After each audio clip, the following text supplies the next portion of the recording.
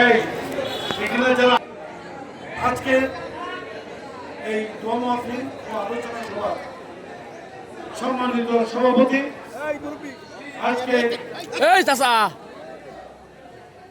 এই দোয়া মাহফিল ও ইফতার পরবর্তী আলোচনা সভার উপস্থিত আছে আমাদের দলে সাতটা উপজেলা কমিটির যুগ্ম সম্পাদক জনাব তাজউদ্দিন, উপস্থিত আছে যশোর জেলা যুব দলের যুগ্ম আহ্বায়ক, সাতটা উপজেলা যুব দলের সদস্য সচিব, সাবেক ছাত্রনেতা ইমদাদুল হক ইমদাদ, উপস্থিত আছেন সাতটা উপজেলা বিএনপি নেতা আইন সম্পাদক মশিউর রহমান, উপস্থিত আছেন আমাদের কৃষক দলের জেলার সম্মানিত সদস্য আলমগীর হোসেন টিপু, উপস্থিত আছে সাতটা যুব দলের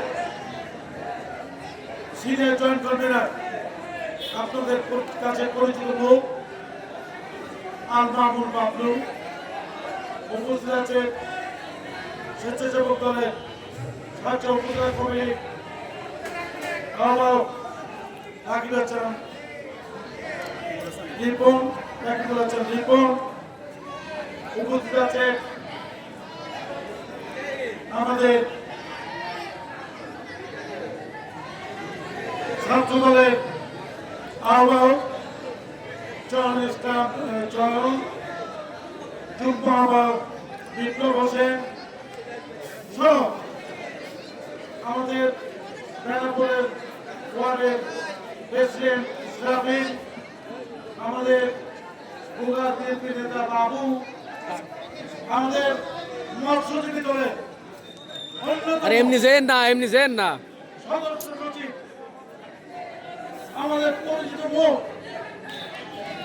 পদিউর রহমান পদি সহ ছাত্রদের স্বামী দলের হাবিব সহ নেতৃবৃন্দ এবং উপস্থিত আমার প্রান্তীয় এই কুটখালী ইউনিয়নে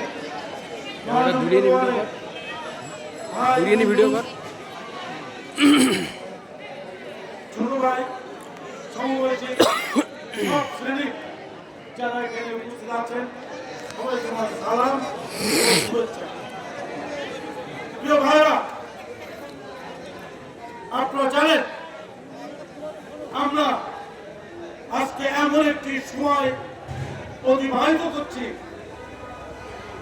আমাদের কাছে মনে হয়েছিল 5 তারিখে 5ই আগস্ট আমরা এই দেশের প্রধান শত্রু, এদেশের মানুষের শত্রু শেখ হাসিনা, খুনি শেখ হাসিনার দল আওয়ামী লীগকে খবর এই দেশ থেকে বিতাড়িত করে আমরা একটু মুক্ত বাতাসে স্বাধীনতা পেয়েছি। আমরা আবার 71 সালের পরে আওয়ামী লীগ হাত থেকে আমরা স্বাধীন হয়েছি। এত সামনে না পিছন থেকে কর, একটু ক্যামেরা ফ্রেমের মধ্যে আসলে হয়। এখন আবার দুশ্চিন্তার মধ্যে পড়েছি। আমরা এই যুগ করতে পারো না ভাই, কি ইফতার মাহফিল এত আমরা ডক্টর ইউনূসকে এনে বাড়ি থেকে এনে যে অবস্থান করছিলেন সেখান থেকে ডেকে এনে যে এই ভদ্রলোকের বাইরের কানেকশন ভালো আছে, দেশের অর্থনৈতিক অবস্থা ভালো না, এই লোকটি শর্ত, এই লোকটি হাজার হাজার কোটি টাকার মালিক, এই লোকটির গ্রহণযোগ্যতা আছে সারা দেশে। আমরা নিয়ে এসেছিলাম, তার হাতে ক্ষমতা দিয়েছিলাম যে আপনি আজকে আমরা সবাই ঐক্যবদ্ধ এবং আপনি 3 মাস বা 6 মাসের মধ্যে একটি সুষ্ঠু নির্বাচনের ব্যবস্থা করবেন এবং সেই নির্বাচনের মধ্য দিয়ে যে কোনো দল সে যেই হোক না কেন আওয়ামী লীগ ছাড়া। আওয়ামী লীগ এই দেশ থেকে বিদায় করেছি, আর এই দেশে আমরা তাদেরকে এখানে আর অবস্থান করতে দিব না, দিব না, দিব না। আওয়ামী লীগ খুনি, লুণ্ঠনকারী, দখলকারী, চাঁদাবাজ এবং আমাদের হত্যাকারী। অতএব তাদের ব্যাপারে কোনো আমাদের কম্প্রোমাইজ নাই। আওয়ামী লীগের ব্যাপারে আমরা তাদেরকে মাফ করব না। কিন্তু আমরা ভেবেছিলাম এই ইউনূস সাহেব একটি নির্বাচন দিয়ে উনি চলে যাবেন। আজকে আমাদের সঙ্গে হয়, আজকে গুজরাট বাংলাদেশের যে জাতিসংঘের মহাসচিব তিনি এসেছেন রোহিঙ্গা সমস্যা সহ আমাদের বাংলাদেশের নানাবিধ সমস্যা নিজের চোখে দেখতে শুনতে এবং আমাদের জন্য কিছু করবেন আমরা ওই আশা করি। ওনার কাছ থেকে আজকে প্রথম যে বক্তব্য আমরা শুনেছি, উনি সংস্কারের পাশে আছেন। আরে গুজরাট সাহেব, ইউনূস সাহেব কি ভিড় করলো আপনারে, আর আপনি সংস্কারের সাথে আছেন। যাই হোক, আমরাও সংস্কার চাই, কিন্তু পৃথিবীতে সংস্কার কোনো এক জায়গায় বসে থাকে না, এটা চলমান। আজকে আমি এই পদ্ধতি বিশ্বাস করি, কালকে আমাদের ভবিষ্যৎ প্রজন্ম বলে নো, এই পদ্ধতিতে বিশ্বাস করি। অতএব সংস্কার করো, এটা চলমান একটি প্রক্রিয়া।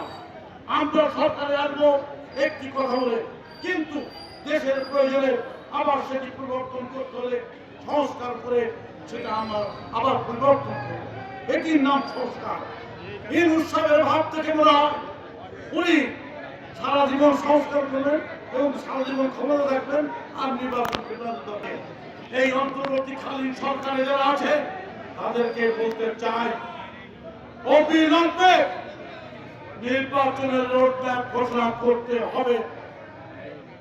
অবিলম্বে নিরপেক্ষ নির্বাচনের ব্যবস্থা করতে হবে। যদি না করে তাহলে আপনারা আরো বেশি সমস্যায় পড়ে যাবেন। এই দেশকে আপনারা বিপদের মধ্যে ফেলে দিবেন। ইতিমধ্যেই আপনারা ব্যর্থ হয়েছেন।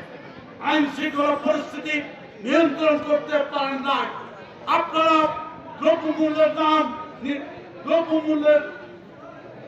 দ্রব্যমূল্য এটা নিয়ন্ত্রণে রাখতে পারেন নাই।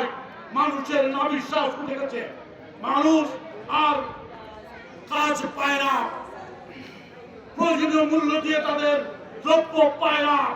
তারা হাট বাজার বাসা বাড়ি কোথাও তারা কোন নিশ্চয়তায়, কোন আইন শৃঙ্খলা পরিস্থিতির কোন নিয়ন্ত্রণে কিছু নাই, কোন ভরসায় তারা রাত্রে বাইরে ভ্রমণ করতে পারে না। সারা বাংলাদেশে আজকে একটা অস্থিতিশীল পরিস্থিতি। এই পরিস্থিতি একমাত্র নিয়ন্ত্রণ করতে পারে একটি নির্বাচিত সরকার এবং বিএনপির মতো বারবার ক্ষমতা আসা অভিজ্ঞতা সম্পন্ন একটি দল ছাড়া এই পরিস্থিতির নিয়ন্ত্রণ কেউ করতে পারে না। তাই আপনাদেরকে বলতে চাই, আমাদের নেতা তারেক রহমান বারবার আপনাদেরকে বলছে, আমাদেরকে অন্যায় পথে চলা যাবে না, আমাদেরকে অন্যায় কাজ করা যাবে না, আমাদেরকে দখলদারিতে নামা যাবে না, আমাদেরকে চাঁদাবাজ হওয়া যাবে না, আমাদেরকে অন্যের উপরে প্রতিশোধ দেওয়া যাবে না। আমরা সৎ পথে থেকে আমরা মানুষের মন জয় করবো। মানুষ যেন বলতে পারে না যে এরা আওয়ামী লীগের মতো। এটা আমাদেরকে প্রমাণ করতে হবে। মানুষের ভালোবেসে, মানুষের স্বার্থের কাছে পাশে দাঁড়িয়ে, তাছাড়া কিন্তু সম্ভব নয়। তারেক রহমান আজকে রাত দিন 24 ঘন্টা পরিশ্রম করছেন একটি কারণে, আমাদের দল রাষ্ট্র ক্ষমতায় নিতে হবে এবং রাষ্ট্র ক্ষমতায় যে আমরা এই দেশের মানুষের সুখী সমৃদ্ধির জন্য যা যা করতে হয় আমরা সেগুলি করব। আমার সময় আর নাই, 2 মিনিট আছে। এখন আমাদের হয়তো একটু দোয়া দুরূদ পড়তে হবে, দোয়া কামনা করতে হবে, প্রার্থনায় বলবো আমরা। তার আগে আপনাদের কথা আপনাদের কাছে একটি কথা বলতে চাই। এই পুটখালি ইউনিয়ন 9 নম্বর ওয়ার্ড সহ সমগ্র ইউনিয়ন হচ্ছে বিএনপি ইউনিয়ন বলে আমরা জানি। কি সত্য ভাই? বলেন বলেন একটু জোরে। এই পুটখালি ইউনিয়ন সমস্ত ইউনিয়নগুলোর সাথে আমরা খেয়াল রাখতাম পুটখালি ইউনিয়নের ভোটের দিকে। আমরা দেখতাম পুটখালি ইউনিয়নের একটা ব্যাপক ব্যবধানে ধানের শীত পিটিয়ে গেছে, তখন আমরা ওই সংসদের বিজয় ছিনিয়ে নিয়ে আসতাম। বন্ধুরা, আমি আবার আশা করি আপনারা সেইভাবে মানুষের পাশে গিয়ে, মানুষের দাঁড়িয়ে দিয়ে, মানুষের পাশে দাঁড়িয়ে, মানুষের সমস্ত রকম সাহায্য সহযোগিতা করে তাদের মন জয় করুন। এবং আগামী যে সংসদ নির্বাচন, আমাদের নেতা তারেক রহমান, আমাদের নেতা বেগম খালেদা জিয়া যাকে দিবেন তার পক্ষে আপনারা ধানের শীতকে বিজয়ী করবেন। এই আহ্বান রেখে এই আপনাদেরকে শুভেচ্ছা কামনা করে আমি আমার বক্তব্য আজকের মতো এখানে শেষ করছি। সবাইকে অনেক অনেক ধন্যবাদ।